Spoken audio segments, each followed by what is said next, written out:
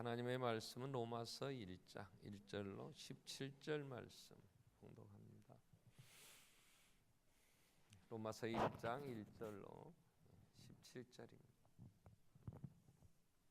예수 그리스도의 종 바울은 사도로 부르심을 받아 하나님의 복음을 위하여 택정함을 입었으니 이 복음은 하나님이 선지자를 통하여 그의 아들에 관하여 성경에 미리 약속하신 것이라.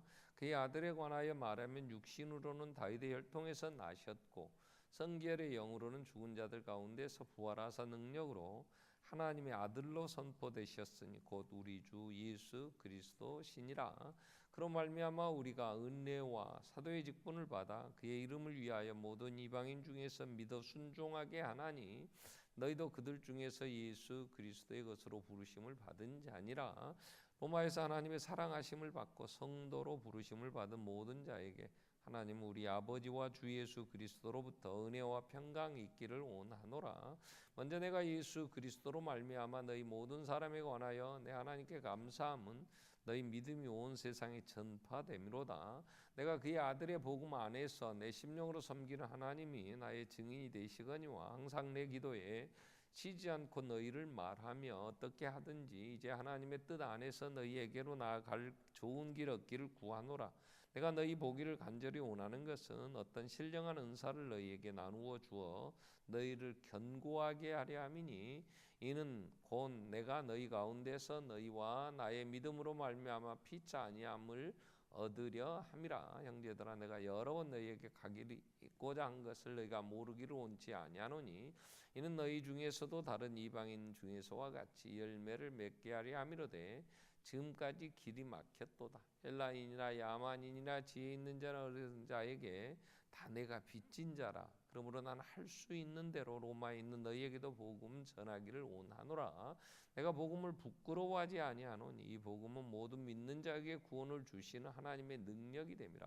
먼저는 유대인에게요 그리고 헬라인에게로다. 복음에는 하나님의 의가 나타나서 믿음으로 믿음에 이르게 하나니 기록된 바 오직 의인은 믿음으로 말미암아 살리함과 같으니라.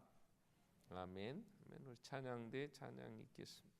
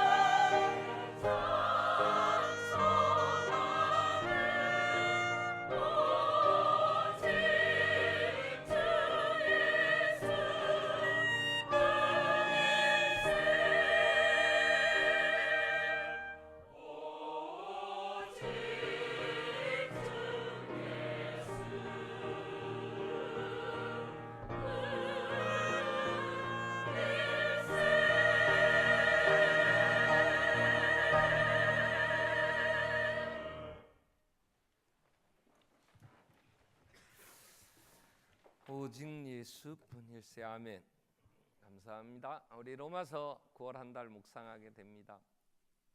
저희가 매일 성경의 그 순서에 따라서 우리가 성경을 묵상하게 되는데요. 매일 성경의 그 패턴을 보면 로마서는 이제 다시 우리가 교회에서 묵상하게 되는 이제 시기를, 또 다음 시간이 언제쯤 되냐 하면 한 6년에서 7년쯤 지나야 됩니다. 6년에서 7년쯤 지나면 반석교회 담임 목사는 바뀌어 있습니다. 그래서 제가 반석교회로 담임 목사로 반석교회를 섬기는 동안에 이제 마지막이 아닌가, 제가 이런 생각을 합니다. 그냥 로마서는 많은 신학자들이나 또 많은 분들이 성경 중에 성경이다 이렇게 얘기를 합니다. 스페너라는 신학자는 그런 표현을 했어요. 사람이 끼고 있는 반지, 이게 성경이라면 그 반지의 보석은 로마서다, 그렇게 얘기를 합니다. 그 로마서의 또 보석 중에 가장 반짝이는 부분은 로마서 8장이다, 이런 얘기를 해요. 성경이 다 없어지고 로마서 8장만 있다 해도 우리는 구원받는 일에 충분하다, 이렇게 설명할 만큼 그래서 로마서는 굉장히 정말 소중한 이제 내용들이 있죠. 자, 루터가 교회 안에서 신부로 교회를 섬기고 있을 때 교회가 너무 잘못되어 있었어요. 자, 1517년 루터가 종교 개혁의 기치를 내든 근거가 뭐냐 그러면 로마서를 묵상하다가 오직, 오늘 17절에 있는 말씀, 오직 의인은 믿음으로 말미암아 살리라 하는 말씀을 그가 묵상하고 해석을 하다가 교회가 얘기하고 있는 많은 하나님 앞에 가려고 하면 어떻게 해야 된다 하는 얘기들을 너무 많이 해서 그게 너무 무거운 짐이었어요. 본인에게도 죄를 해결하려고 계단에 100계단이 넘는 것을 무릎으로 기어 올라가야 된다, 뭐 여러 이런 게 율법으로부터의 그런 이제 저주에서 벗어나려고 하는 몸부림을 교회에서 강요를 하는데 그건 아니었어요. 그때에 로마서를 읽다가 하나님 앞에 갈 수 있는 길은 오직 믿음이다. 그래서 종교 개혁을 하게 됩니다. 그래서 로마서는 굉장히 소중한 책이고 우리가 정말 이 안에 굳게 뿌리를 내리고 우리가 이 로마서 안에 충분히 젖어 있다면 우리는 정말 행복할 수 있어요. 저는 제가 간절히 소원하는 것은 9월 한 달 동안 지금 벌써 5장 묵상하게 되는데요. 우리가 지난주부터 로마서를 묵상하게 됐는데 9월 한 달 동안 어떻게 보면 하나님이 우리에게 주신 편지, 이 내용은 정말 소중한 거죠. 근데 로마서는 16장까지 있습니다. 이걸 부분 몇 절씩 떼서 하루 묵상하다 보면 전체를 놓쳐버리기가 쉬워요. 그러다 보니까 이 안에서 주시는, 오늘 본문에서도 바울이 이 편지를 쓰는 것은 너희를 뭔가 견고하게 해주려고 한다. 신령한 은사를, 11절에도 내가 너희를 보기를 간절히 원하는 것은 어떤 신령한 은사를 너희에게 나누어줘 너희를 견고하게 하려 합니다. 신령한 은사를 다른 말로 하면 복음이에요. 그를 통하여 너희가 견고해질 수 있다. 13절에 가서는 그런 얘기를 합니다. 지금 교회예요, 교회. 형제들아, 내가 여러 번 너희에게 가고자 한 것을 너희가 모르기로 원치 아니하노니 이는 너희 중에서도 다른 이방인 중에 같이 열매를 맺게 하려 합니다. 근데 지금은 길이 막혔다. 가서 뭘 하려고 했냐? 이 복음을 전하려고 했어요. 그래서 12절에 그렇게 얘기를 하죠. 이제 13절에 자 14절 헬라인이나 야만인 지인은 다 내가 어리석은 자에게 다 빚진 자인데 그러면 나도 할 수 있는 로마에 있는 너희에게 가서 뭘 하려고 했냐? 복음을 전하기를 원했다. 교회 안에 이 복음이 증거돼. 이게 지금 증거되어져야 돼요. 그래서 이 로마 교회에 이 편지를 보내면서 이로 인하여 너희 믿음이 견고해지고 그 열매가 많아지고 그래서 풍성해지기를 원한다. 이런 얘기를 하면서 이제 이 로마서를 보내게 되죠. 그래서 1절부터 17절까지는 로마서 전체의 서론이에요. 서론. 자, 그리고 18절부터 이제 16장 마지막까지 크게 두 개로 나눌 수 있는데요. 11장 33절, 34절까지는 어떻게 하나님과 사이좋게 하나님의 자녀가 되냐, 의롭게 되는가 하는 얘기고, 그 다음에 12장부터는 의롭게 된 사람들이 어떻게 사는 게 정말 풍성한 삶을 사는 것인가에 대한 얘기를 합니다. 그래서 로마서를 여러분 9월 한 달 동안 열심히 정말 시간 허락하는 대로 한 번씩 쭉 읽고 또 읽고, 그래서 전체 개념들을 정리하고 읽으면요 굉장히 도움니다. 이 로마서의 깃틀이 다져지지 않으면 신앙 생활하는데요 이상해요. 정상이 아니에요. 또 이 안에 굳게 서지 않으면 하나님 주시는 모든 복을 우리가 이 땅 사는 동안 누릴 수가 없단 말이에요. 자, 그래서 로마서를 볼 때 세 단어는 꼭 기억해야 돼요. 로마서의 핵심 단어가 있어요. 세 단어. 그게 뭐냐면 첫째는 복음이에요. 복음. 오늘 1절부터 바울은 나는 복음을 위하여 택정함을 입었다, 그런 얘기를 해요. 자기가 하나님이 부르셔서 뭔가 나를 택하시고 뭔가 할 일을 정해 주셨는데 1장 1절에 예수 그리스도의 종 바울은 사도로 부르심을 받아 하나님 복음을 위하여 택정함을 입었다. 이 복음은 2절에 이 복음은 또 하나님의 선지자들이 그의 선지자를 통하여 그의 아들에 관해 성경이 미리 약속한 거다. 그래. 성경. 이때의 성경은 구약입니다. 신약이 아니에요. 신약은 없었어요. 그러니까 이 복음은 구약에서 선지자들이 하나님이 선지자를 통해서 이미 얘기하신 것들이다. 그 약속이다, 그 말이에요. 그리고 이제 복음이 로마서의 핵심이고요. 그다음에 또 한 단어는 하나님의 의예요. 하나님의 의. 복음을 정리를 하려고 하면 반드시 이 하나님의 의를 우리가 정리가 돼야 돼. 그리고 또 한 단어가 믿음이라는 단어예요. 이 세 단어를 잘 이제 이해하고 어떻게 연결되어지는가, 이 부분들을 우리가 로마서를 살피면서 우리가 잘 정리를 해야 됩니다. 자, 복음이라는 건 이런 거예요. 좋은 소식이에요. 좋은 소식.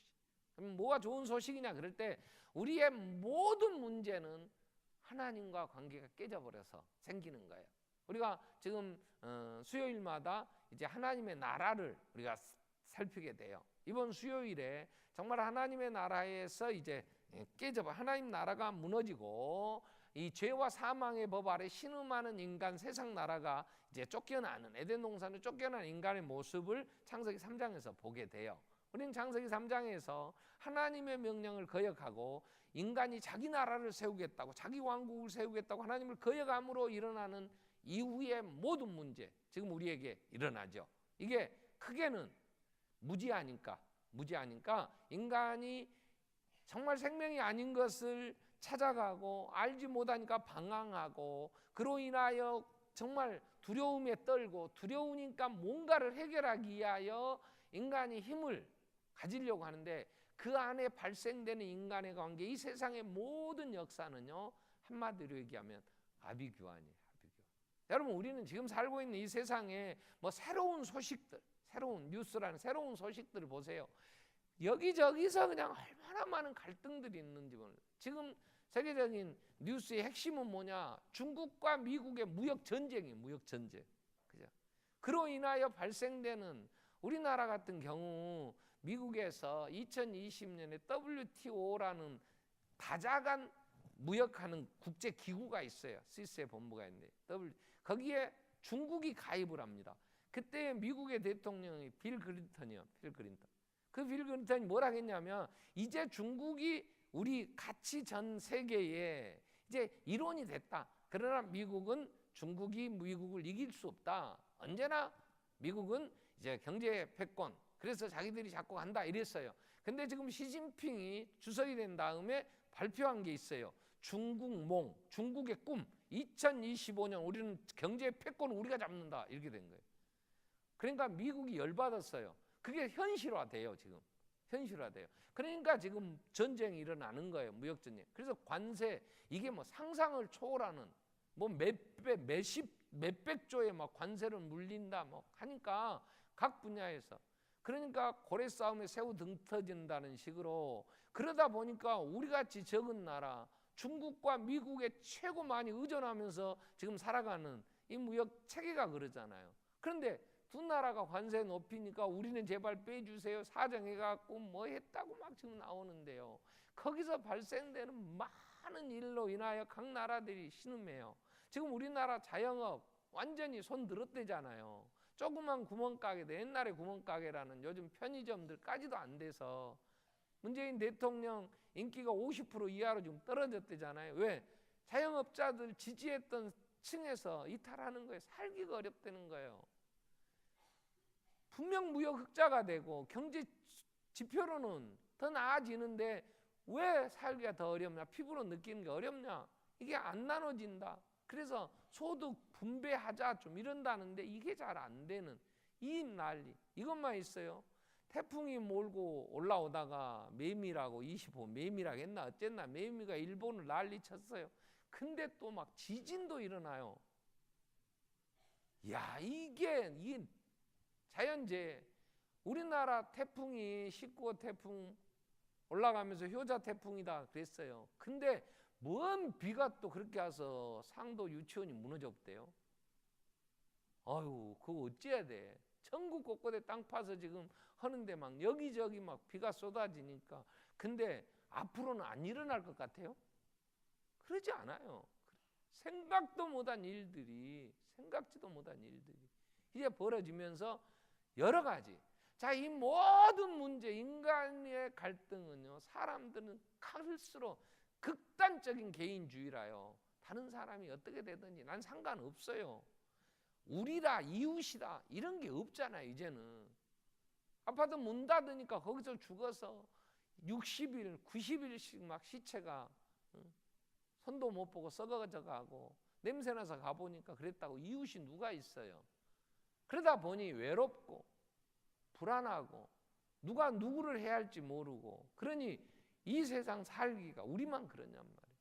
여러 나라 말도 안 통하는 나라에 여행하다가 어려움도 당하고 많이. 자, 이러한 관계, 이 모든 원인이 뭐냐? 이유는 딱 하나예요. 하나님이 고개를 돌려버렸어요. 하나님이 창조한 세계, 하나님이 고개를 돌렸어. 왜요? 이사야 59장 1절 2절에 뭐라 그래요?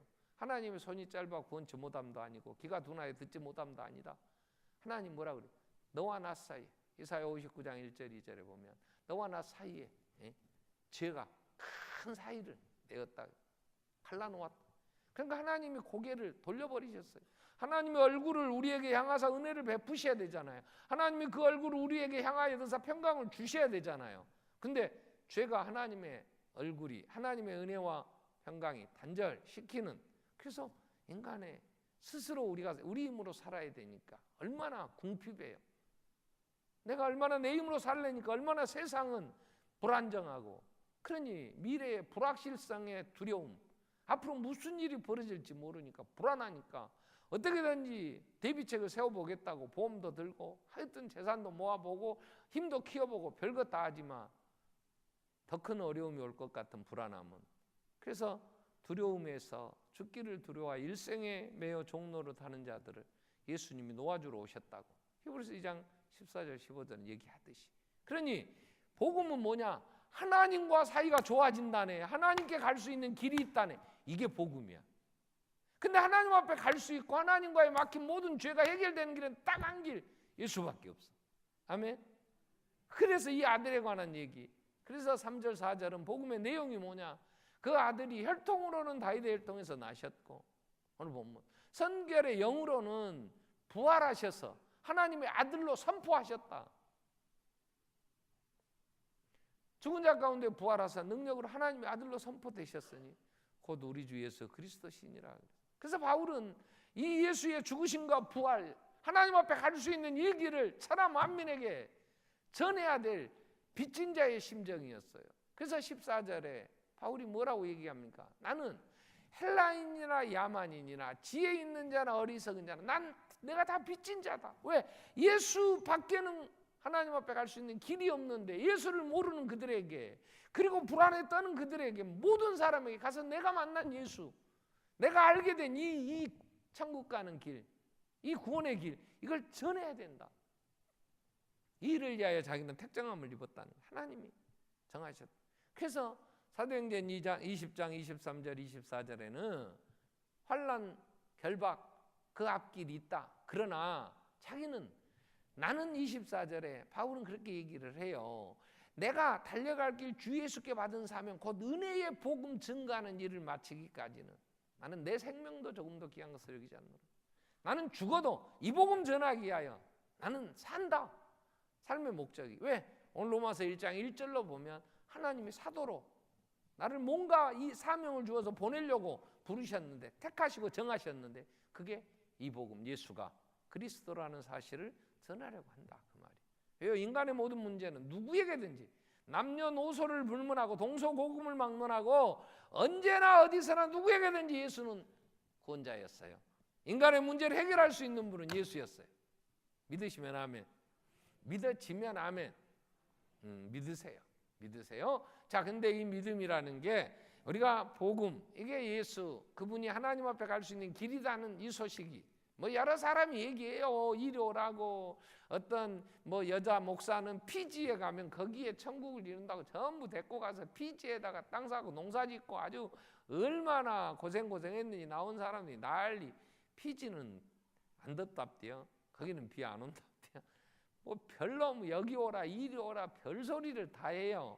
그러나 그 어디도 유토피아를 건설할 수 없어요. 어느 길도 없어요. 오직 예수만이 창조주 하나님과의 관계 모든 문제를 해결할 수 있는 구원자라는 사실이죠. 이게 복음이에요. 이 내용이 그래요. 자, 그러면 이제 이 예수 하나님이 이 복음 구원의 길을 열어놓으시고 그 길로 오는 자를 하나님이 이제 너는 의인이야 이렇게 인쳐주시는 거예요. 이게 하나님의 의예요. 하나님의 의. 자, 로마서의 표현으로 보면 로마서 3장에 가면 23절 24절 이렇게 정리돼요. 자, 모든 사람이 죄를 범하였어요. 결과가 뭐냐? 하나님의 영광에 이르지 못해요. 자, 모든 사람이 죄를 범하였어요. 그래서 하나님의 영광에 이르지 못해요. 23절. 자, 이걸 설명을 좀 하면 우리는 모두 다 죄를 지었잖아요. 여러분, 나는 생각하고 살든 생각 없이 살든 일단 하나님이 없이 사니까 하나님 보실 때는 죄인이에요. 다 자기 위해서 살아요. 그죠?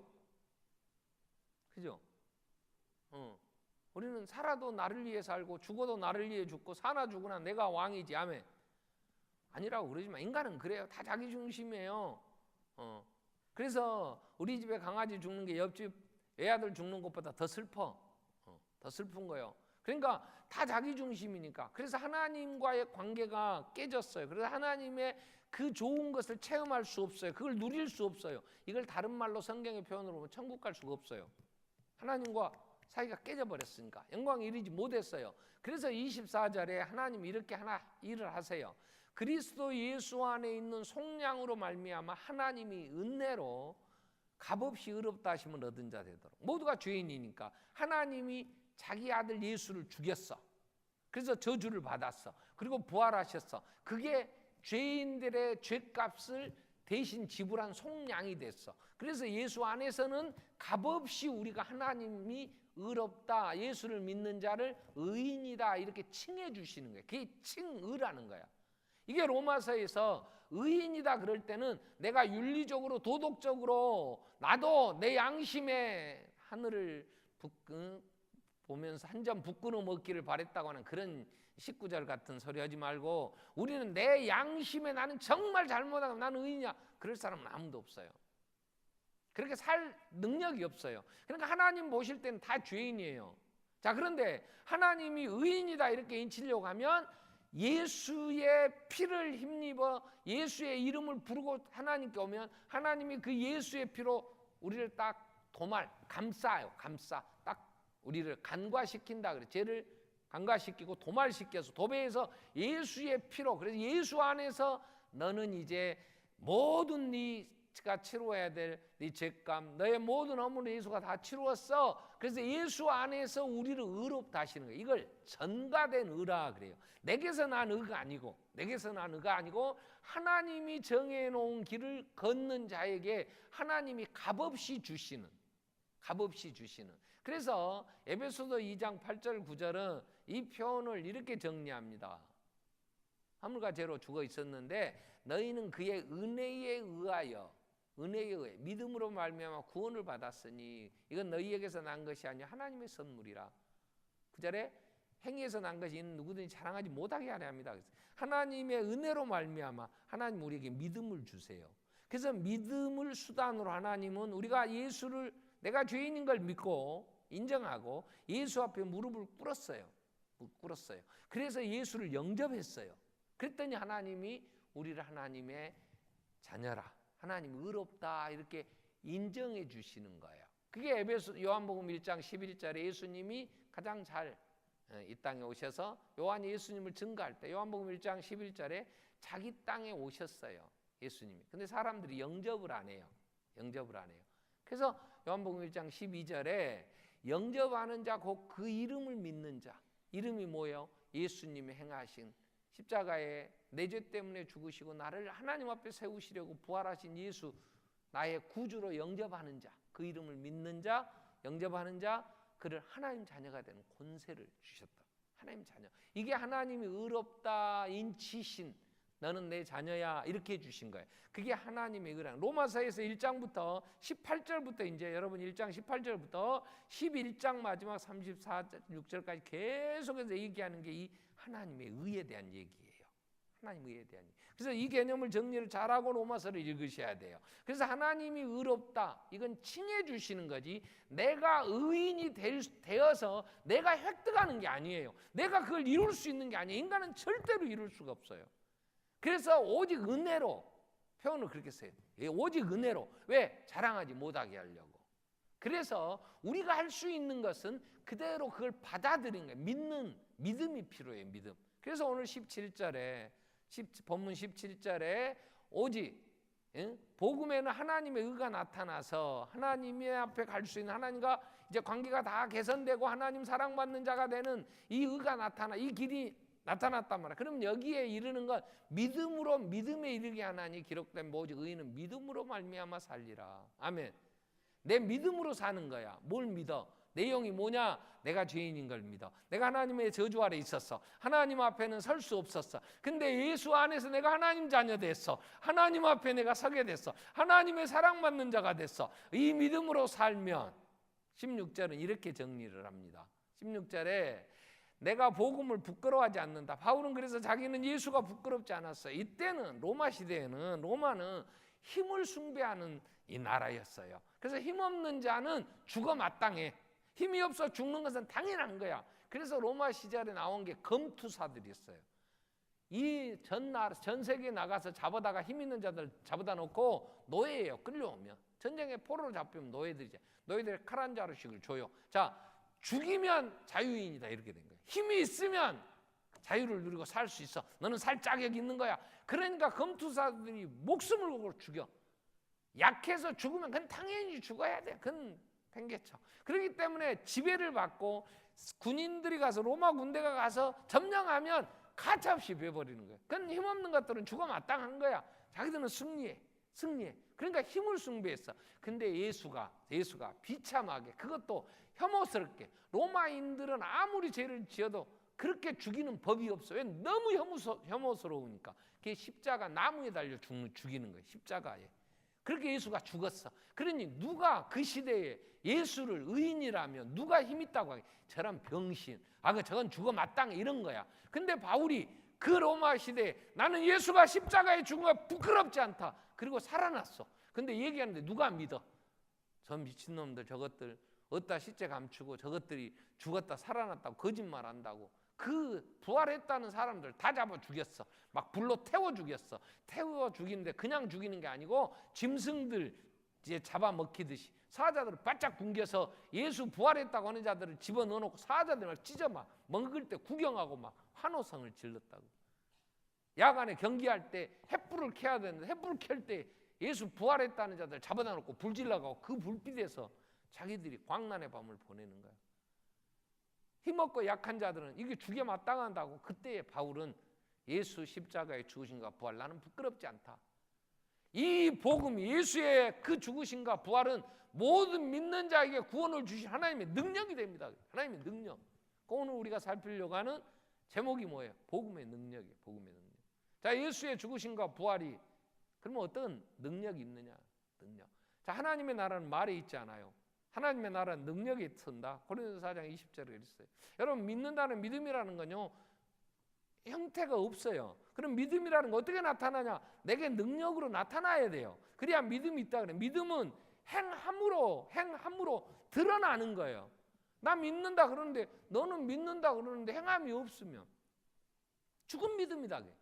자, 그러면 우리는 내가 복음의 능력, 내가 믿는다는 믿음, 이게 능력으로 나타나는데 오늘 다 살필 수는 없고 세 가지를 살피려고 해요. 자, 복음의 능력, 첫째는 어떻게 나타나냐? 어떤 능력이냐? 그럴 때 정체성에서 오는 능력이에요. 정체성. 자, 예수가 나 때문에 죽었어.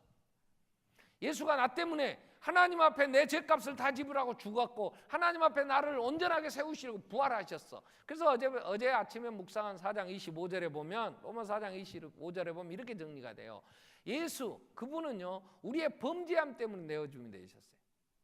예수는 우리가 범죄한 것 때문에. 이 성경을 읽을 때 예수가 우리가 범죄한 것 때문에 내 죽음이 됐다 그러면 실감이 안 나. 이건 믿음의 사람의 고백이 아니야. 예수는 종원이가 범죄한 것 때문에 죽은 거야. 아멘.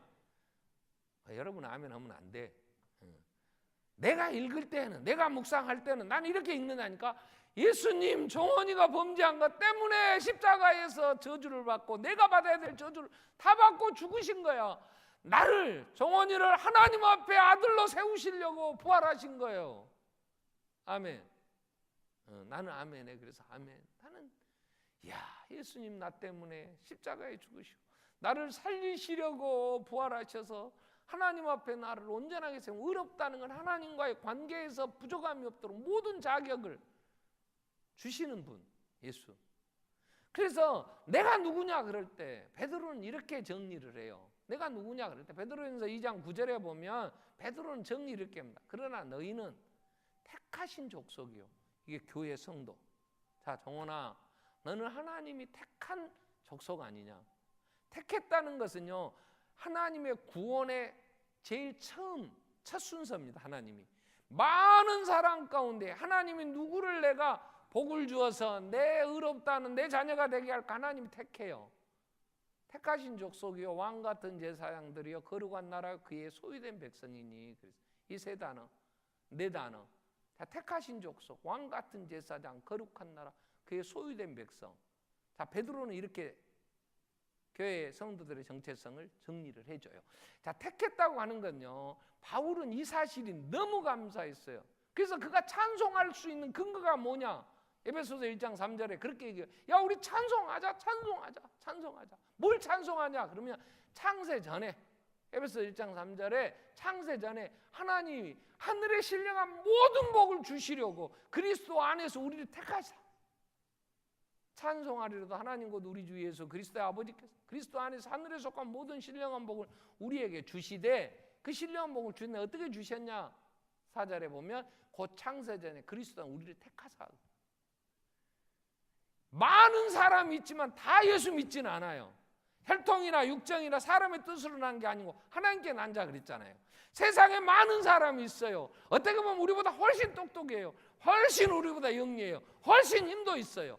우리가 부러워할 만큼 세상의 조건을 갖췄어요. 근데 예수 안 믿어요. 아멘. 근데 우리 같이 별로 내세울 것이 없는데 또 내세울 거 있는 사람도 있어. 근데 예수를 믿어. 내가 예수를 구주로 영접해서 그건 하나님이 택하여 복을 주신 거야. 그래서 우리가 하나님의 택함 받은, 내가 하나님이 나를 하나님의 자녀로 창세 이 세상을 만드시기 전에 나를 아셨어. 그리고 나를 택하셨어. 때가 되면 부르셨어. 내가 누구냐? 그리고 하나님이 나를 왕 같은 제사장. 제사장은 하나님 앞에 나아갈 수 있는 직분이었어요. 지성소에 유일하게 들어갈 수 있어요. 왕이 분향하려고 할 때에 우시아는 문둥이가 됐어요. 왕도 할 수 없는, 누구도 할 수 없는 일을 제사장들이 하나님의 지성소에 하나님을 뵈러 가서 아뢰일 수 있어. 하나님 앞에 나아갈 수 있는. 그래서 제사장, 왕 같은 제사장, 그리고 하나님이 거룩한 나라, 구별된 하나님의 보호하시는 나라, 그리고 하나님의 소유. 저는 제 주머니에 들어온 돈을 누가 뺏어가려고 하면 내 있는 힘을 다해서 막아요. 왜? 내 소유니까. 뺏기면 안 되잖아요. 힘이 있어요. 하나님의 손에, 하나님의 소유니까. 만유보다 크심에. 예수님은 요한복음 10장 31절 2절에서 만유보다 크신데 그 손에서 누가 우리를 뺏어갈 수 있겠니? 하나님의 소유. 하나님의 소유. 자, 여러분, 내가 누군가의 이 정체성이 분명하면, 이 믿음이 서면 어떤 능력이 나타납니까? 사람들이 누가 나한테 뭐라 해도, 여러분, 우리는 그 사람들의 저주가 임하지 않아요. 사람들은 조금 가지고 우리가 좀 뭔가 이제 이루면 시기 질투로 얼마나 정말 많은 비난을 하고 또 정말로 억울한 소리들 많이 해요. 스데반이 돌에 맞아 죽어요. 스데반이 죽을 죄를 졌습니까? 그러지 않아요. 예수가 그리스도이시기에, 부활의 예수를 만났기에 그 예수와 함께 살아야 된다고 그랬더니 돌로 쳐 죽여요. 그때 스데반은 그들을 향하여 뭐라고 얘기했어요? 아버지, 저들의 죄를 용서해 주세요. 자기가 하는 걸 몰라요. 그건 능력이에요. 세상을 사는. 여러분 왜 잠 못 자요? 아니 저런 병신 저 치가 알도 못한 게 나 욕해, 나를 험담, 나를 씹었다 그러잖아. 이 죽일 놈 쫓아갈까? 갈래니까 이것도 막 근거가 안 되니까 야, 네 증인서 너 녹음한 거 좀 줘봐. 아, 이 새끼 나를 이랬다네. 그리고 막 열받아. 그럴 거 없잖아. 하나님이 나를 보호하시는데 누가? 그래서 바울은 로마서 8장에서 31절에 이렇게 얘기해요. 자, 이 일에 대하여 우리가 무슨 말 하겠냐? 이 일이 뭐냐면 하나님이 나를 소유된 백성 삼아 주신 거야. 하나님이 나를 위하신데 누가 나를 대적할 수 있단 말이냐? 하나님이 내 편이신데. 다윗은 시편 118편 6절에 보면 하나님은 내 편이시다 그래. 바울이 우리라는 표현을 쓰는 것은 하나님은 내 편이시다 다윗이 고백하는 이 표현하고 싶지만 편지를 쓰니까 성도들 그랬지. 자, 여호와는 내 편이시다. 내가 두려워하지 아니하. 사람이 내게 어찌할까? 7절에 8절까지 보면 여호와께서 내 편이 돼서 나를 돕는 자 중에 계신. 그러므로 나를 미워하는 자에게 보응하시는 걸 내가 보리로다. 여호와께 피하는 것이 사람을 신뢰하는 것보다 나으며 9절 여호와께 피하는 것이 고관들을 신뢰하는 것보다 낫도다. 10절에 천만인이 나를, 개역성경은 천만인이라 그랬어. 지금 문나라가 나를 에워쌌으나 내가 여호와의 이름으로 그들을 끊으리로다. 아멘. 세상의 모든 사람들과의 관계에서 자유함이 있어요. 누구도 해할 수가 없어요. 사람을 두려워하면 올무에 걸리게 됩니다. 여호와를 의지하는 자는 안전합니다. 그건 믿음이 있어야지. 하나님이 내 편이시단 말이야. 하나님이 나와 함께 하신단 말이야. 내가 하나님의 소유된 백성이다. 이건 믿어야 돼. 아멘. 근데 이 믿음은 로마서 10장 17절 들음에서 난다. 믿음은 잘합니다. 그래서 바울이 이 사실을 로마 교회에 전하고 싶은 거야. 이 복음을. 예수 안에서 우리가 하나님 앞에 의롭다함을 얻지 않았느냐. 힘을 숭배하는 그들에게, 두려워 떠는 그들에게, 뭔가 환경에 또 사람들과의 관계에서 자유함이 없는 그들에게 세상의 그 무엇도 우리의 문제를 해결할 수 없고 우리 행복하게 할 수 없어. 하나님의 자녀가 아니에요. 정체성에서 오는. 그로 인하여 두 번째는 이 정체성에서 오는 자유함이 뭐냐면 죄의 저주로부터 해방됐잖아요. 이건 다음 주에 이제 살필 거예요. 죄로부터 이제. 이게 8장 1절에 자, 그리스도 예수 안에 있는 자에게는 이제 정죄함이 없어요. 왜요? 2절에 정리를 이렇게 합니다. 이는 그리스도 예수 안에 있는 생명의 성령의 법이 죄와 사망의 법에서 너를 해방하였습니다.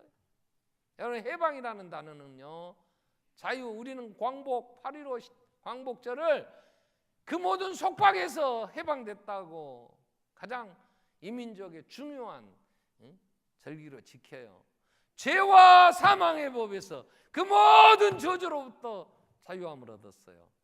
우리는 여전히 죄 가운데 있어요. 거짓말도 할 수 있어요. 음란한 생각이 일어날 수 있어요. 많은 사람을 미워할 수 있어요. 그리고 내 욕심 부릴 수 있어요. 그러나 그로 인하여 하나님의 관계가 깨지지 않아요. 하나님 앞에 가서 아버지 나 이러고 안 살고 싶은데 아버지 좀 힘 주세요. 성령의 능력으로 붙잡아 주세요. 자백하면 저는 미쁘고 의로우사. 7장에서 바울이 로마서 7장에서 오라 나는 공고한 사람이로다. 이 사망의 몸에서 누가 나를 건져. 내가 하나님의 뜻을 이루고 싶은데 내 안에 다 강한 육신의 정욕이 나를 사로잡아 가는구나. 나 안 하고 싶은데. 여러분, 이 갈등이 있잖아요. 그러나 우리는 그 저주에서 그 죄의 결과로부터 해방됐단 말이에요. 그럼 그 자유함을 내 육체의 정욕을 위해 사용할 거냐? 그건 아니에요. 그게 세 번째가 나오는 게 사랑의 능력이에요. 사랑의 능력. 주님이 좋아. 그죠? 하나님 앞에 나를 세우셨고 그 모든 죄와 저주로부터 이 주위의 모든 환경으로부터 예수 그분의 죽으심으로 내가 하나님의 자녀에 대해 보호를 받고 살게 됐는데 아, 예수님 좋지. 안 좋아요? 나 예수님 사랑합니다. 고백합니까? 믿음으로 살면 의롭다함을 얻었으면 딱 고백이 그 주 예수보다 더 귀한 것은 없네. 이 세상의 부귀나 이 세상의 명예나 이 세상의 재물 나 주님과 바꿀 수 없어요. 그러면 능력의 삶을 삽니다. 왜? 세상은 세상 거 주겠다고 오라고 하거든. 그때 너희는 요한일서 2장 15절 이후 17절 너희는 이 세상이나 세상에 있는 것들을 사랑하지 마라 그래. 이 세상의 것은 육체의 정욕, 안목의 정욕, 이생의 자랑이니 다 지나가는 거다 그래. 많은 것들이 유혹할 때 그건 본질이 아니야. 나한테 예수 안에 내가 갖는 그 기쁨과는 비교가 안 돼. 바울은 나는 풍부에 처할 줄도 알고 빈궁에 처할 줄도, 나는 있다 없다 나는 사는 일체의 법을 나는 배웠다. 내게 능력 주는 나는 모든 것 할 수 있다. 그래서 세상의 어떤 것도 예수님 사랑하는 마음을 빼앗지 못했어. 죽음이 와도 목숨보다도 주님을 더 사랑했어요. 그러니까 능력 있게 사는 거야. 돈이 좋아. 돈이 오라는데 가다 보면 주일도 범하고 하나님의 사람으로 해서는 안 될 짓도 하는 것은 주님보다 돈을 사랑하니까 그러잖아. 그래서 예수님은 제자들을 부를 때 처자식이나 부모나 전토나 그 어떤 것도 나보다 더 사랑하면 내 제자가 능히 되지 못한다 그래요. 나보다 더 사랑하면. 근데 내가 주님을 사랑하려고 하는 게 아니라 내가 누군가를 알며 예수의 십자가 그 부활의 그 은혜 안에 복음 안에 서면 나도 모르게 주여 그리고 울게 돼 있어. 눈물이 나. 그 은혜에 감사해서 할 수 있는 게 뭐 있겠어요. 갚을 길 없어. 몸밖에 드릴 것 없어. 이 몸 드립니다. 그런 사람은 세상에 어떤 유혹이 와도 주님을 부인하지 않아요. 주님을 떠나지 않아요. 그 능력이 있어요. 그게 복음의 능력인 거야. 여러분 갈등이 느껴지니까 인생이 힘들다 그래. 왜? 세상 것이 좋은데 없어. 연백 이것 좀 있으면 좋겠는데. 그러니까 내 인생 왜 이렇게 힘드나 그래. 근데 예수님은 언제나 계시잖아. 예수님이 내 안에서 생수의 강이 되시니까. 감옥에 바울이 갔어. 로마에 가면요. 감옥이 로마에서 바울이 순교했던 감옥이 있어요. 거기 가면 지하예요. 그러니까 물이 막 흘러요. 아마 지진이 일어나니까 지형이 변형됐겠지. 2000년이 지났으니까. 그때도 그렇게 됐을지 조금 의심은 됩디다마는 그래도 그때 칙칙하니까 매맞고 관절 여러 가지 아프고 쑤신데 그 습한 곳에서 햇빛도 안 들어오는데 살면 몸이 얼마나 아프겠어. 그런데 그때 쓴 편지가 빌립보서예요. 옥중서 시인이라고 에베소서, 빌립보서, 골로새서 그걸 쓰잖아요. 빌립보서의 주제가 뭐냐면 주 안에서 기뻐. 나는 주 안에서 너무 기쁘다.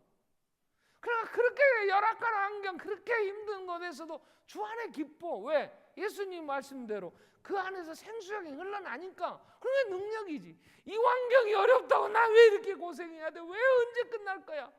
만약 그랬다면 얼마나 고통스러웠겠어. 그 모든 환경을 이길 수 있는 능력, 이게 복음의 능력인 거야. 예수의 사랑함으로 그 안에서 드릴 수 있는 거. 그래서 오늘 우리는 이 세상이 험한 게 아니에요. 살기가 힘든 게 아니라 주님을 사랑함이 그 믿음이 온전하게 서지 못하니까 세상에 갈등이 많잖아. 하고 싶은 게 세상 것들이. 근데 무엇이 내 목마름을 해결해 줄 수 있겠다. 이 세상에 어떤 것이? 돈이요. 그만큼 벌어봤잖아. 아이고 나는 아직도 못 벌어봤어. 나는 아직도 목말라. 평생 그래. 평생. 그건 이건희도 목말라 아직도 못 죽고 있잖아. 그러니까 그 목마름을 해결하는데 그건 바닷물과 같은 거다. 돈은 마시면 마실수록 더 목말라서 이제 죽어. 나중에는 권력 그게 생명이겠어요? 세상에 무엇이 어린 예수 안에서. 자 여러분, 예수님 그 안에 나를 하나님이 의롭다 너는 내 것이라 인치실 때는 조건이 없었어요. 그러니까 남과 비교하지 마세요.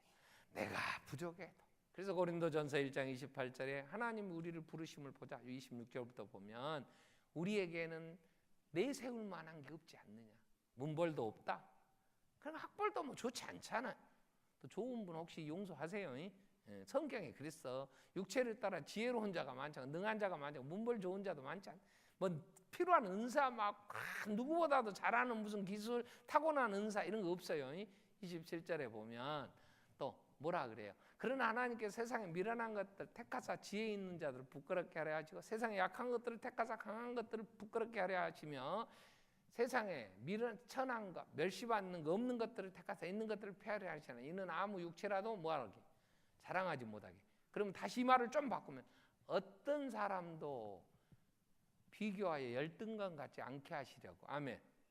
우리는 사람 앞에 자랑할 건 없어. 자랑은 안 해도 열등감에 빠져. 아이고 나는 왜 저런 게 없을까? 왜 나는 저렇게 이쁘지 않을까? 왜 피부가 이럴까? 왜 한쪽이 찌그러졌을까? 왜 균형이 안 맞을까? 왜 지방자치제가 잘 됐을까? 거울 보고 딱 감사해. 아버지 이런 나를 택하심에 감사합니다. 아멘. 아이고 키가 적어도 하나님 택해 주셨다는데 어쩌거냐고. 그죠? 어메 저렇게 싸나운데 택해서 목사 만들어 주신데 어쩌자는 거예요. 아멘. 하나님이 육체는 자랑할 게 없고 육체는 비교해서 열등감 빠질 필요가 없어. 천국에서 없는 게 하나 있어. 그게 열등감이랍니다. 하나님이 있는 그대로 나를 받으셔서 너는 내 것이라 의롭다 하셨는데 누구 때문에?